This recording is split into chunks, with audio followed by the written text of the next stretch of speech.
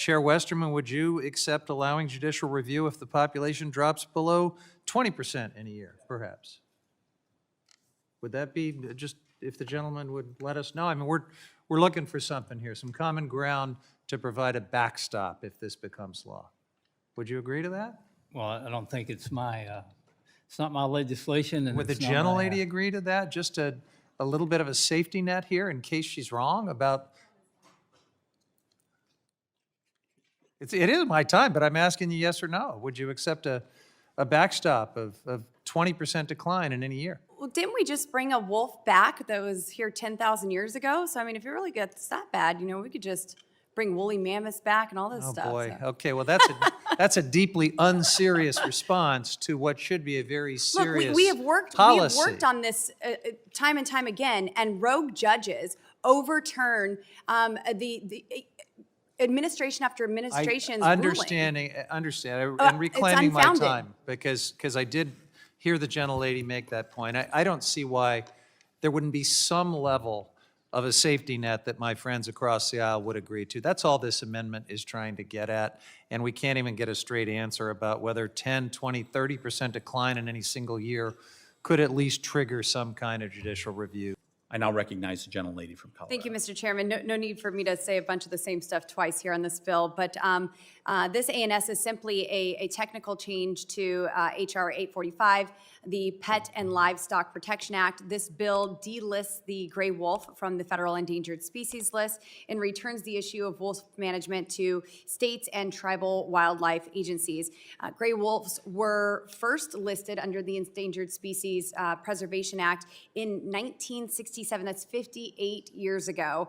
In 2009, the Obama administration upheld the decision to delist gray wolves when the Interior Secretary Ken Salazar, Colorado guy, a Democrat, announced the decision at a press conference that the Fish and Wildlife Service decision to delist gray wolves was a supportable one. Scientists have concluded that recovery has occurred. In 2011, Congress directed USFWS to reinstate a rule to delist the gray wolf in the Northern Rockies ecosystem. In 2013, the Obama administration proposed delisting gray wolves in the lower 48 states. In November of 2020, scientists and nonpartisan career employees at the Department of Interior once again found gray wolves were fully recovered and once again issued a rule that returned management of gray wolf populations to states and tribal wildlife agencies.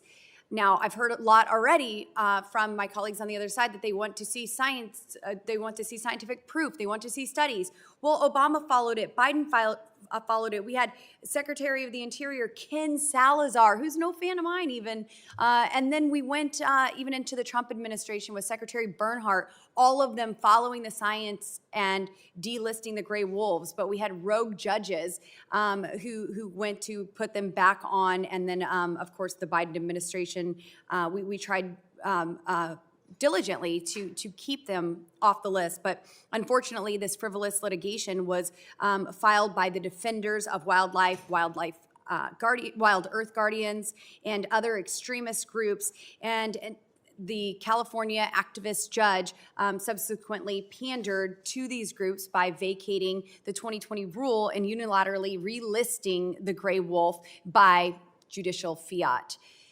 In April of 2022, the Biden administration appealed the ruling of this California activist judge and supported the 2020 rule that delisted gray wolves in the lower 48 states. In last Congress, an identical version of this bill passed with bipartisan support. We had Colorado Democrats supporting it, and then state and tribal wildlife agencies have a proven record of successfully managing gray wolves and many other species for that matter.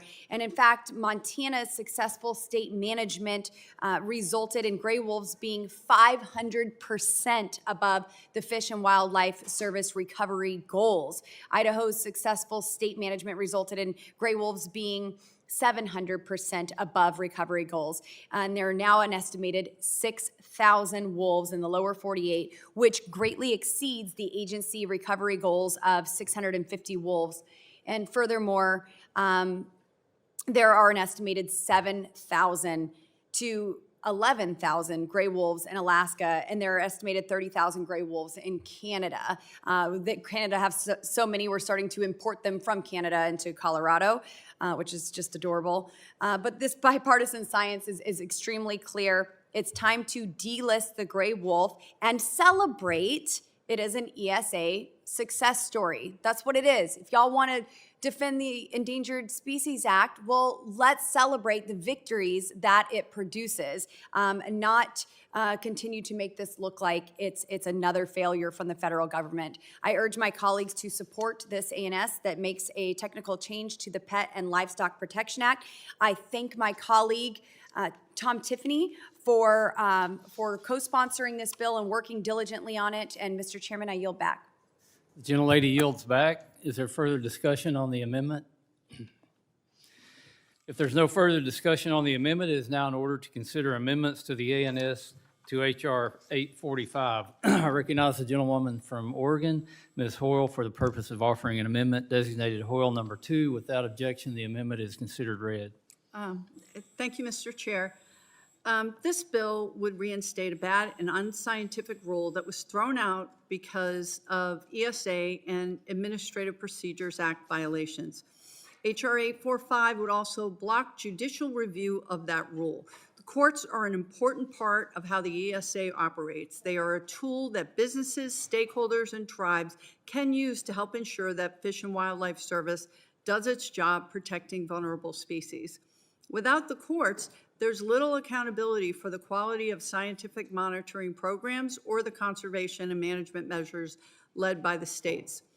All my amendment would do is to make sure that judicial review is allowed if the wolf population starts to rapidly decline. A rapid decline in wolves would provide evidence that the delisting decision was premature or failed to fully account for the remaining threats. If the best available scientific and commercial data show a rapid decline of more than 10% of the gray wolf population in a given year, the American people should be able to hold the Fish and Wildlife Service accountable to correct that through judicial review. This amendment isn't saying the service must relist the wolves. It doesn't require the courts to overturn the delisting rule. It just provides the option of seeking judicial review if the population starts to decline rapidly. If the proponents of wolf delisting are correct and wolves are set up for success in the long term, then the provision would never kick in. This is a common sense safety measure, and I urge my colleagues to vote yes on my amendment, and I yield back. Thank you.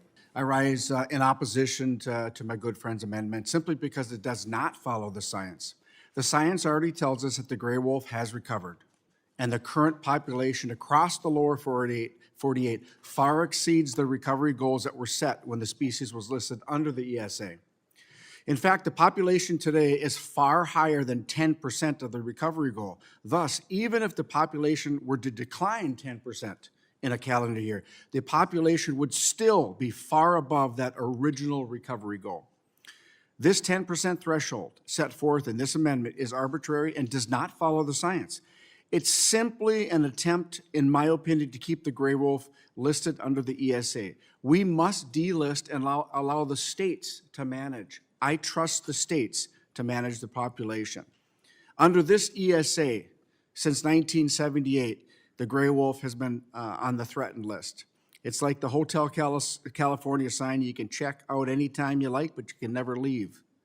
I urge my colleagues to join me in opposing this amendment simply because it does not follow the science. And I yield back. Gentleman yields back. Is there further discussion on the amendment? Mr. Tiffany, you're recognized for 5 minutes.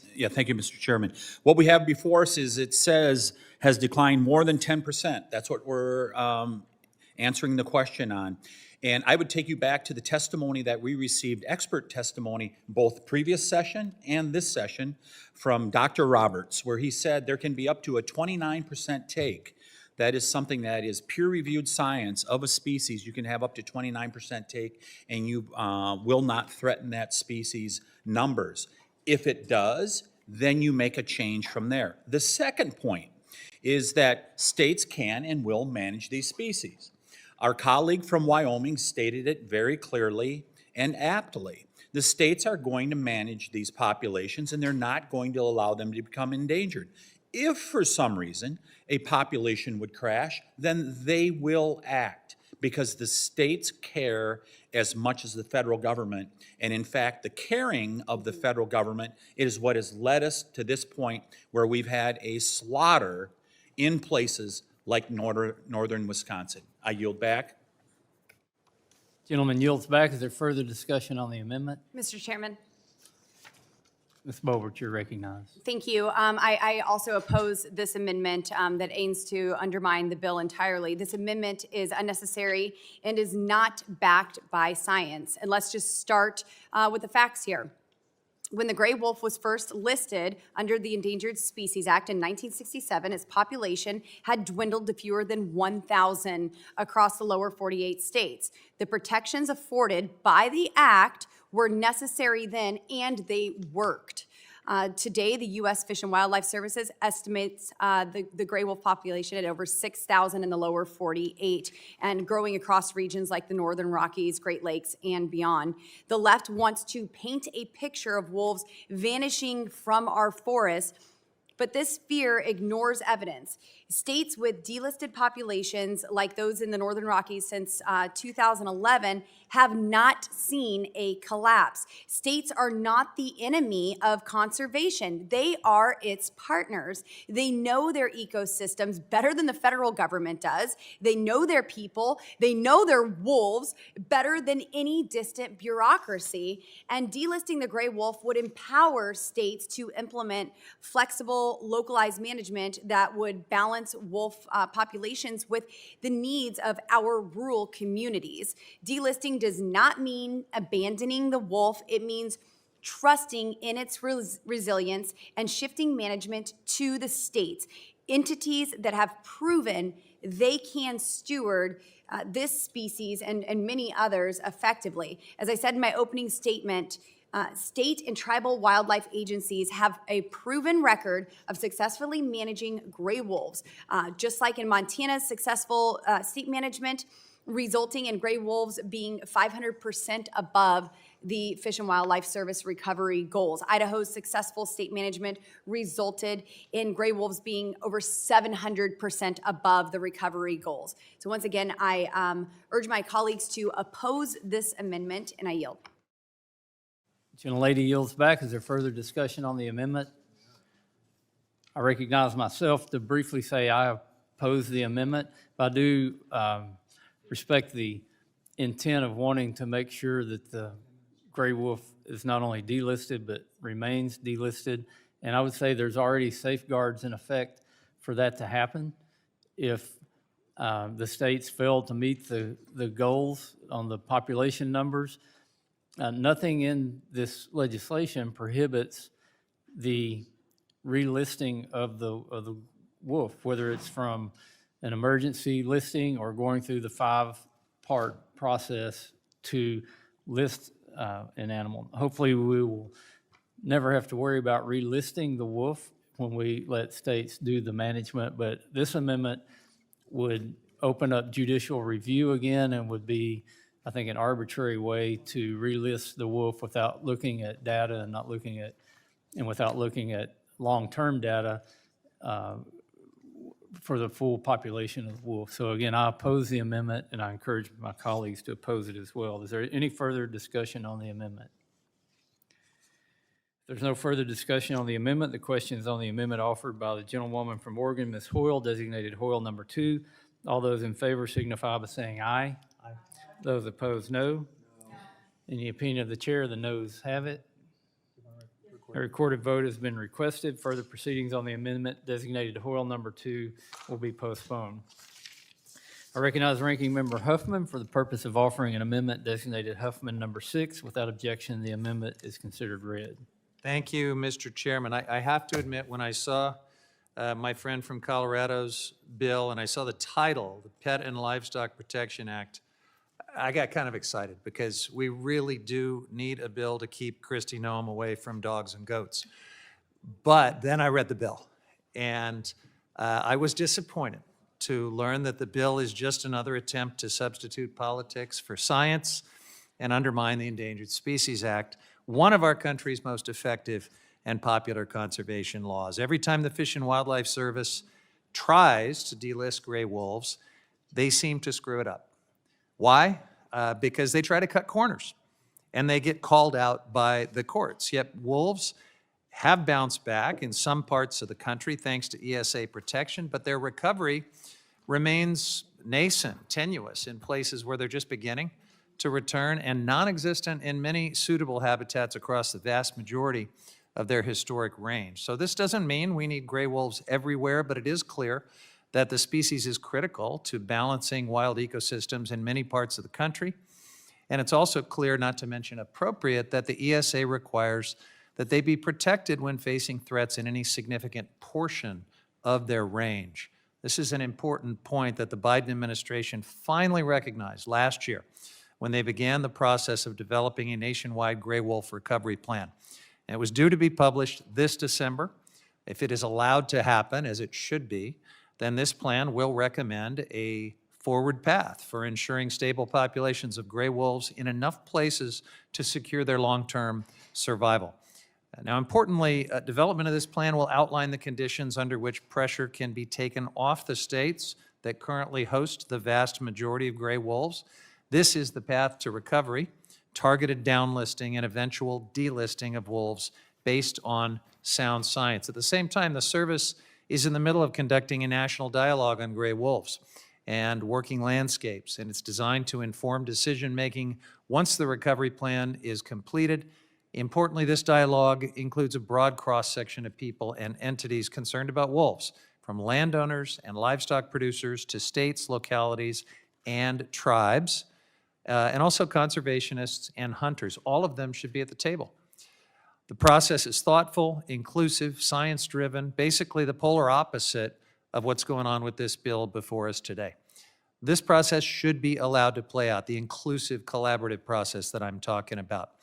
Allow it to produce a new listing determination for gray wolves. That is the right way to do this. And my amendment would require that by striking the operative language of the bill and replacing it with a requirement that the service produce its nationwide recovery plan no later than December 31st of this year and publish a new draft status determination for gray wolves in the lower 48 no later than December 31st of next year, 2026. Let's allow science to be our guide and stop the fear-mongering.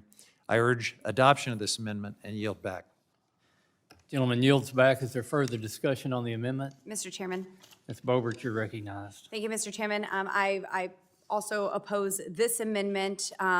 This really just undermines the bill once again, and it unnecessarily delays the implementation of this critical legislation. And as I've already said many times, the gray wolf is fully recovered. The science is there. It's been on the endangered species list for 58 years. It's been supported by President Obama to be removed. The Trump administration, the Biden administration, we have Democrat secretaries of Interior who were supportive of that, and now there are an estimated 6,000 wolves, gray wolves here.